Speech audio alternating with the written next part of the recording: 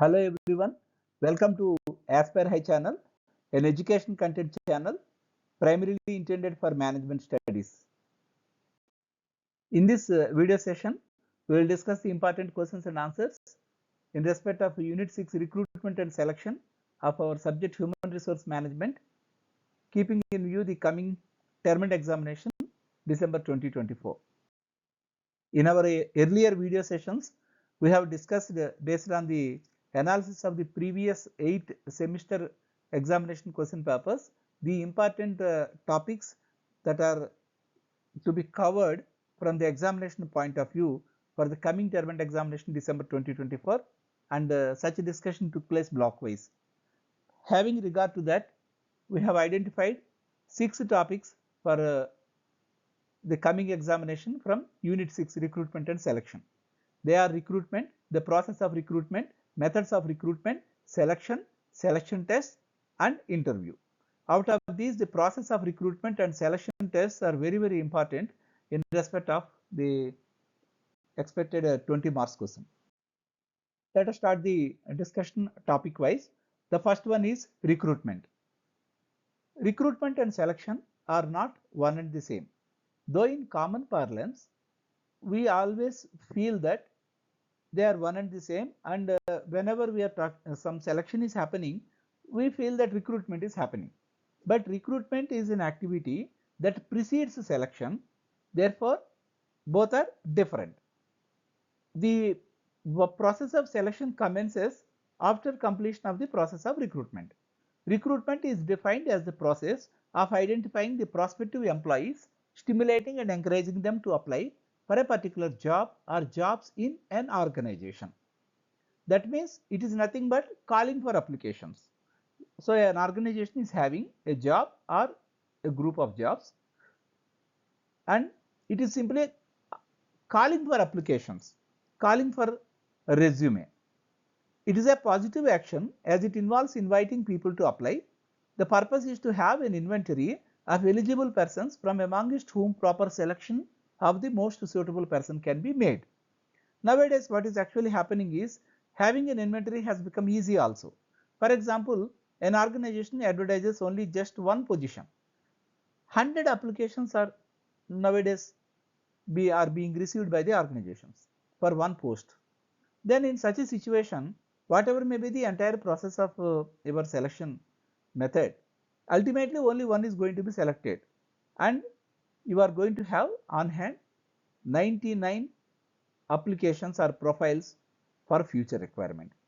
So that is what they mean by an inventory of eligible persons you are going to have for selection of a suitable candidate for the one advertised post of one position or one job is already over, but you are going to retain that inventory. Next comes the factors affecting recruitment. There are 4 important factors: the geographical factors, employment conditions, promotional avenues and compensation package. Geographical factors means sometimes some people may not be interested to move from one location to another. Suppose a job is advertised, a very good one, and pan India recruitment is announced, but many people may not prefer it just because it is far away from their place of residence. So that is one limitation. Employment conditions are also important. Certain jobs are having night shifts, therefore some people may not prefer to work in night shifts. They will definitely avoid it. So for them it is not a suitable employment condition. Promotional avenues, of course, is very important, and whenever promotional avenues are good in a particular organization, people prefer to opt for them. Compensation package definitely is the main attractive feature for any recruitment, but here also one important thing is sometimes because of the lack of avenues, that is because of higher level of unemployment in our country, many people with very high qualifications and with a high level of skill sets and knowledge also sometimes apply for certain jobs which are going to have lower compensation package. So these are the 4 important factors affecting recruitment. Next comes is process of recruitment. In respect of this process of recruitment, in the previous video session covering unit 5, we discussed at length the job analysis. From that we have understood what is meant by job description and how to arrive it. And from job description, we have also understood how to have a job specification. Now ultimately, when the process of recruitment commences, it is a job specification that matters. So the job is to be properly be specified. There are certain elements or important elements of this job specification. We have enlisted here 4 such specifications. The first one is the physical specifications, second mental specifications, third emotional specifications, fourth is social specifications. Physical specifications we can easily understand: height, weight, and also vision, voice. All these things are physical specifications. For example, for a police job, job in a police department, the height and weight, all those things are very important. That is physical endurance, that is important. Next comes, say, a news reader. Voice clarity is important. In this way, the physical specifications are to be very much clear at the commencement of the process of recruitment itself. Next comes the mental tests, that is related to IQ, to read, write, think, concentrate, the mathematical abilities. Here also mathematical abilities means at a lower level we call it as a numerical ability. For a higher level positions we call it as a quantitative aptitude. They have to be clearly be specified. Next comes the emotional specifications. In the case of emotional specification, what is important is the emotional intelligence or emotional intelligence, emotional quotient, we call it as EQ now.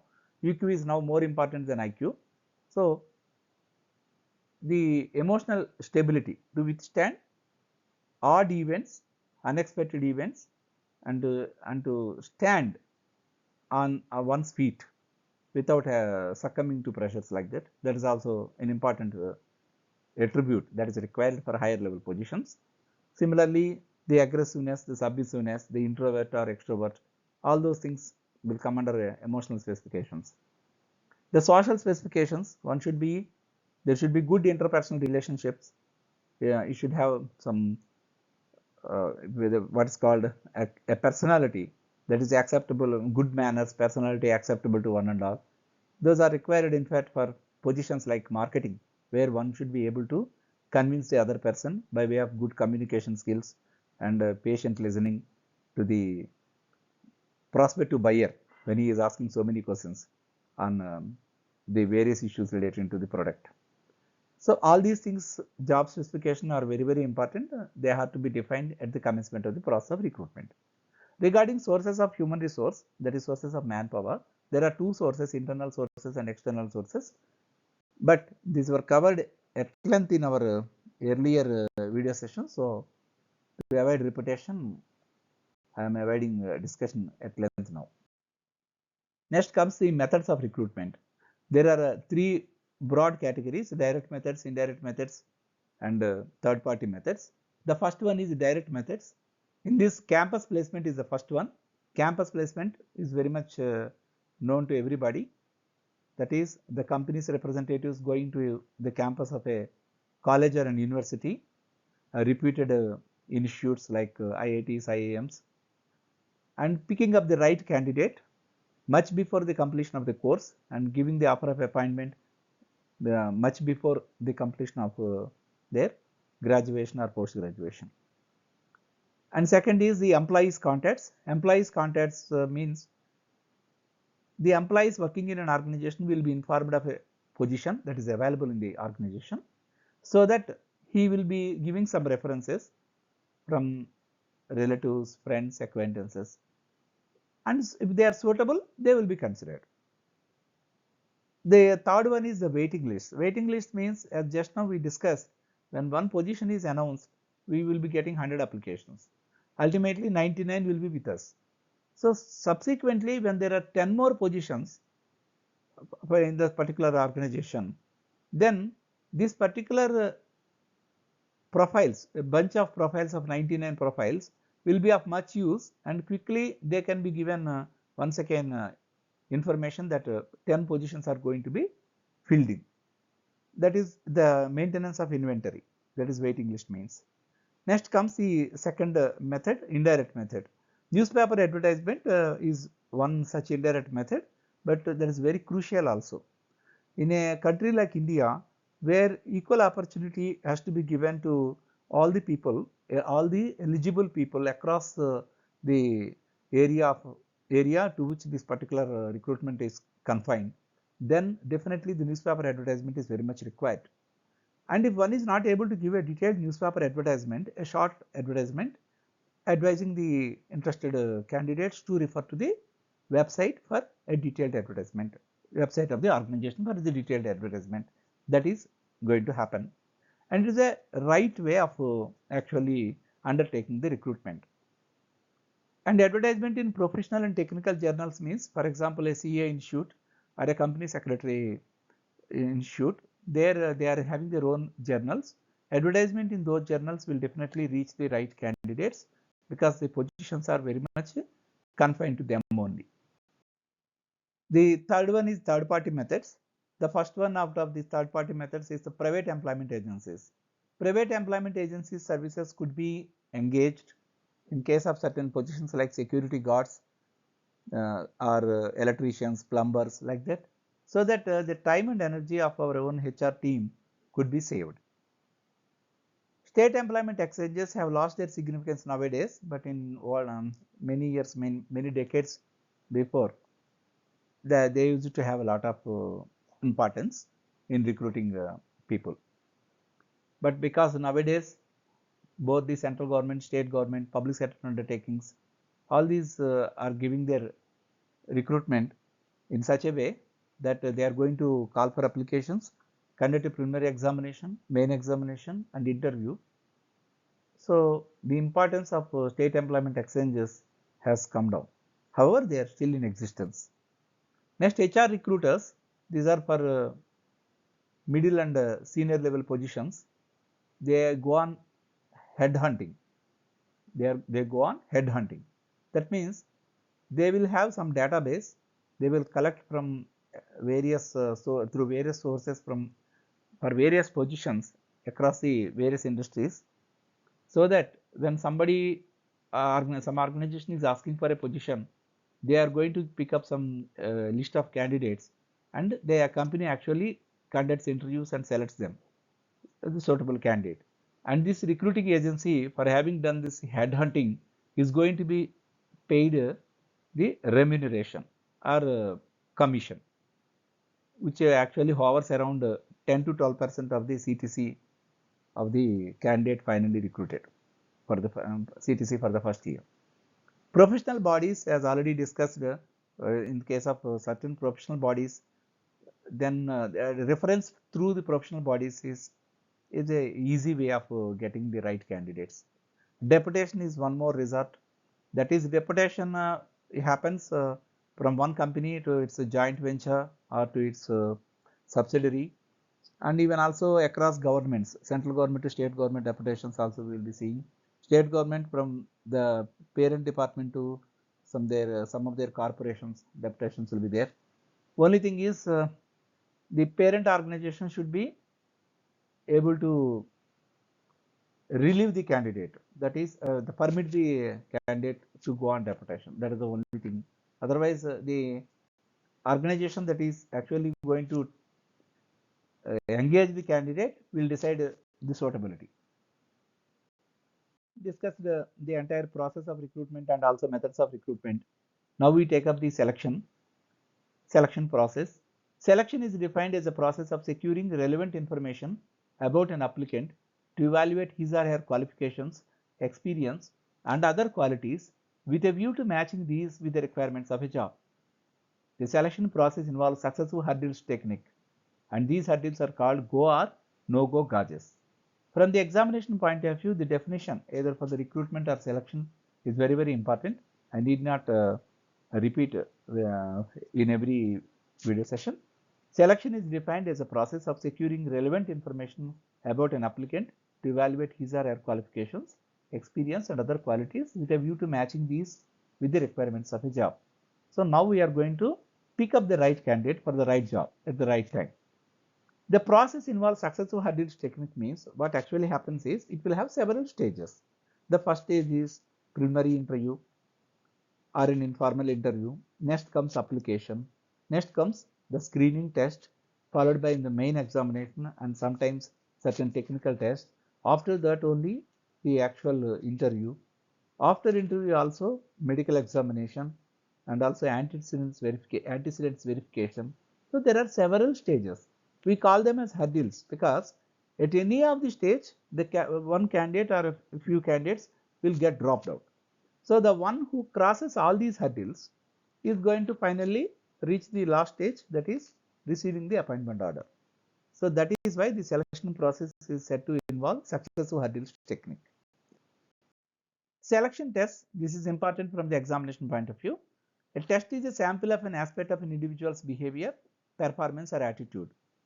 Here the word sample indicates that while conducting a test, we evaluate and we feel that somebody is suitable as per our requirement.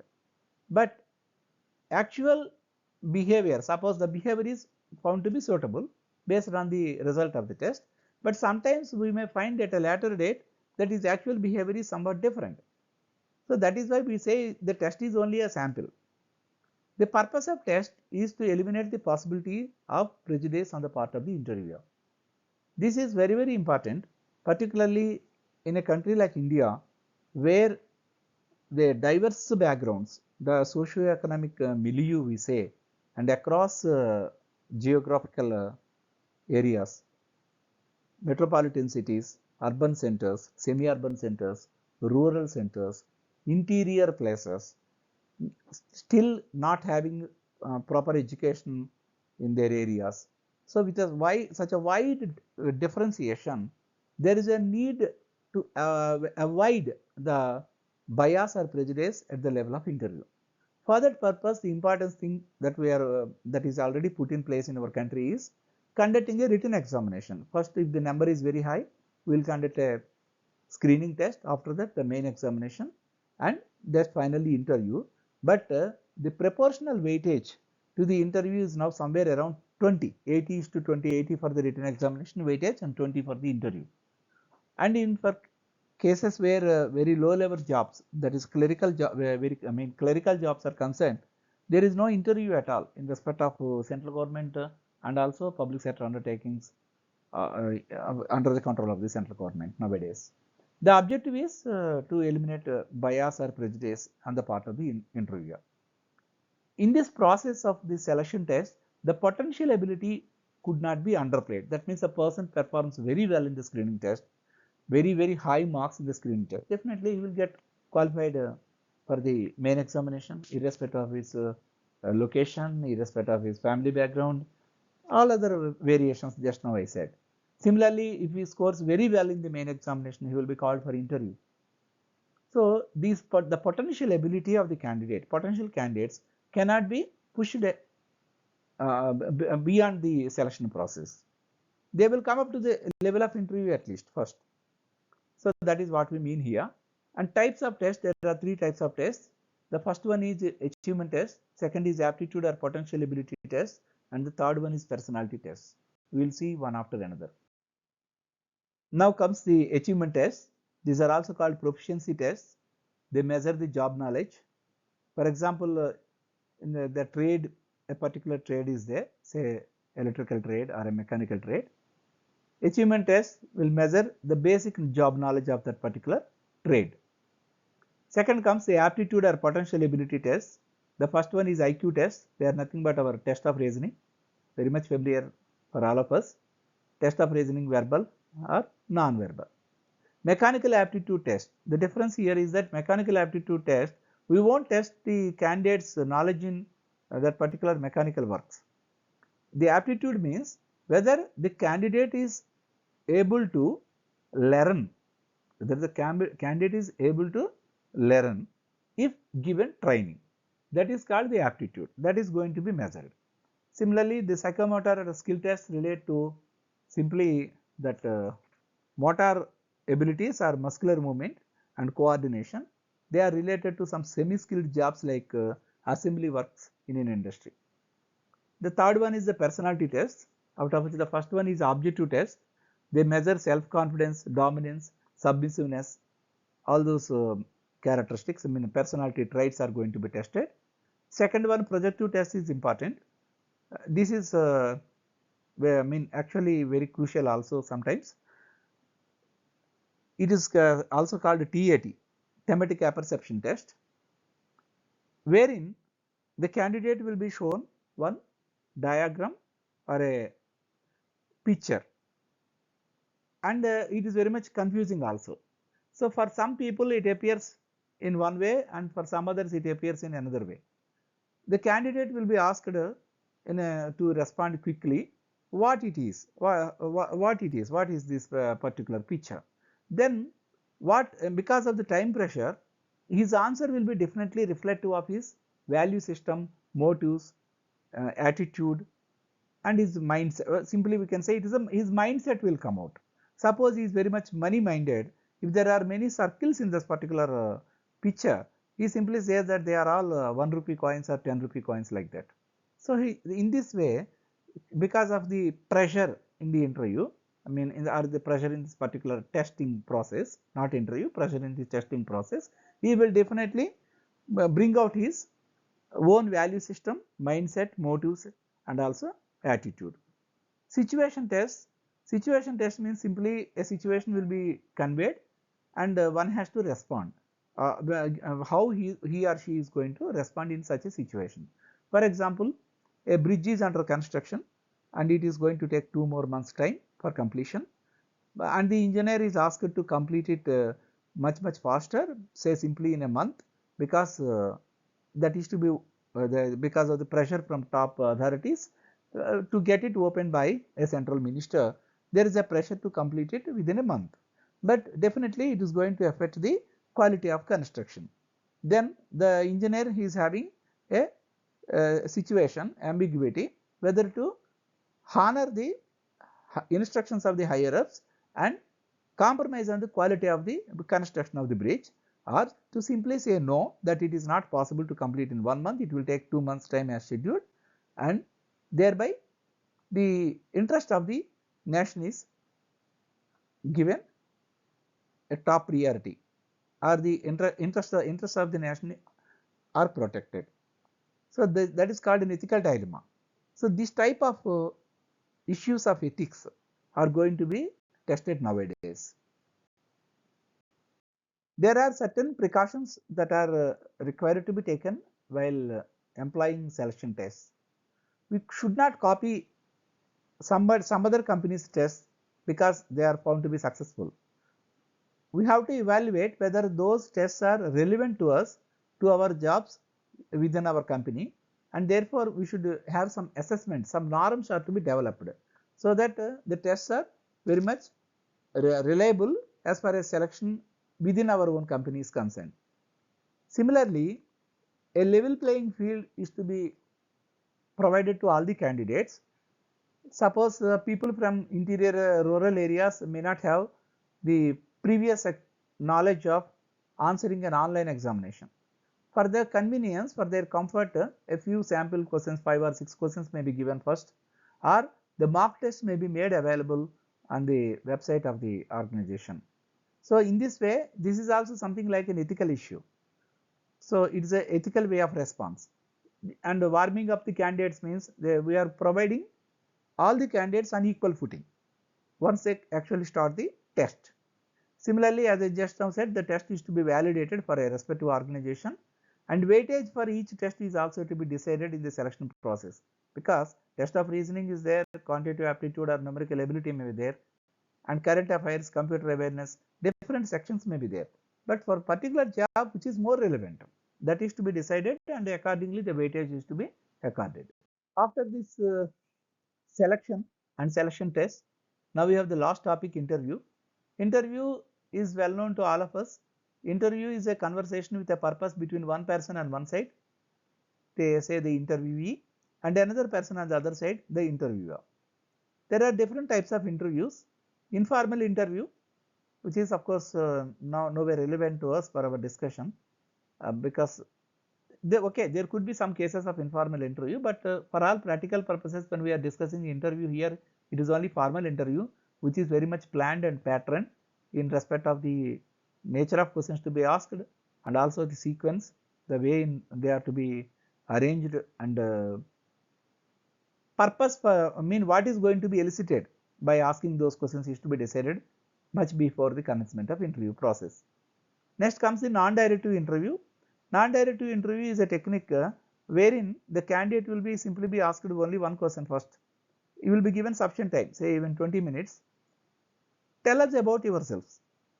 So, you will be asked to tell about his family background, educational background, if he is already working, his academic, previous job performance, and also his expectations, whatever it may be. So, he is given a free hand and sufficient time to come out. Then a careful and patient listening will lead to proper assessment of the suitability of the candidate for the job for which he or she is interviewed. Depth interview is one wherein a particular subject is to be thoroughly going to be assessed. Say a lecturer position is there, say subject is say physics, then fundamentals in physics, they are to be tested, and that too the testing should be thorough. That is called the depth interview. Stress interview is one where the candidate will be put to a situation where they are going to test how he is going to respond in a stressful situation or ambiguity. Say suppose for a question, for a statement, if he says yes, the interview board will say no, the alternative is the correct. If he says the other one, he will say the original one is correct or the first one is correct, like that. So, in such a situation, they wanted to see whether he is going to stand on his or her original version or simply switching over to please the interview board and to get the job. So, that type of testing is going to happen in an interview. Group interview, we all know that is group discussion, not we can, of course, nowadays group discussion is one stage, after that interviews are happening. Regarding panel interview here, panel interview is not a separate type of interview. Panel interview can be there for a formal interview, non-directive interview, depth interview, stress interview. But only thing is we would like to highlight the difference between an interview board and a selection committee. Interview board means suppose there are 5 interview board members, all are given equal weightage of 20 marks each, and interview is itself for 20 marks, but each will be putting marks for 20, and the average of the 5 persons marks will be considered. That is 5 into 20, 100. How many marks are awarded? Say somebody totally awarded is 80, then automatically 16 marks are going to be given. Whereas selection committee is not like that. In the case of selection committee, all the 5 are to commonly come to a consensus in selection. That means not just putting their own marks and leaving the interview hall. That is the difference between interview board and selection committee. From the examination point of view, this rating in an interview, the 7-point plan is important because that is there in the course material. So, that too when we are writing answer for a 20 marks essay question, definitely we should give some space to that 7-point plan. So, what it means is that these are the 7 important points that are to be taken care in an interview process while finally giving a rating. The first one is physical appearance, second is our attainments, educational achievements and experience, etc. Third, intelligence, fourth is aptitude, fifth is his interest, his or her interest, sixth is the disposition, that is manners, behavior, like that, and finally the background or circumstances, the family background, etc. As we all know, an interview process is always subjective, but efforts will always be made to make it objective. That means to reduce the bias, to reduce prejudices. For several steps will be taken by the organization for the selection of the right candidate for the right job, but an element of subjectivity cannot be ruled out. That we have to accept. That is a limitation. That is why in the whole selection process, say for 100 marks, the weightage for interview is put at a level of 20 only in most of the cases, more particularly in the public sector. Second is one try dominating the appraisal process. For example, the candidate for an interview is having a gold medal from the university. Then automatically whatever other negative traits that are getting displayed during the course of interview, they get underplayed, and because of his gold medal, the interview board will be of the opinion that he or she needs to be selected and deserves selection. That is one trait dominating the appraisal process will always be there. We cannot avoid that. Interviewers experience means, suppose some interviewers based on their own experience might have found certain type of people not working. So there are some certain type of people working well. That bias will be there. It is actually sometimes good and sometimes bad. That also we cannot totally eliminate. But every efforts are always made by the organization to make the interview process also objective to the maximum extent possible. So for that purpose, what is expected from the good interviewer means, first he or she, the interview board member, shall have the knowledge of the job that is required, and they should be mature enough, emotionally mature enough. Sympathetic attitude is also very much required. For example, for one particular question, the responses will be definitely be varying from a candidate coming from a urban center and a rural center. Definitely, that differentiation one has to be able to understand and be sympathetic. Physical and mental stamina is also mentioned as one of the qualities. This particularly turns up when for the last candidate on a particular day, say morning 25 candidates, afternoon 25 candidates, totally 50 candidates are going to be interviewed. Definitely, some people will always say that I was the last candidate on that particular day. That was the disadvantages to me. That is mainly because many of the interview board members may be losing the stamina. That is why we say that physical and mental stamina of the interviewer is also a good quality. So anyhow, we have discussed the limitations, we are accepting the limitations, and we are also citing the expected qualities of a good interviewer. In this way, we have at length discussed the recruitment, selection, and also the final interview. Selection means as far as examination point of view is concerned, the basics of recruitment, followed by process of recruitment, methods of recruitment, selection, selection test, and finally the interview. We have considered in this order from the examination point of view.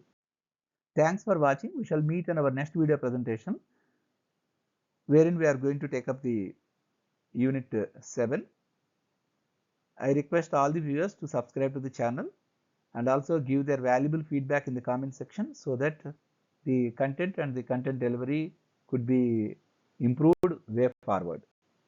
Thank you all.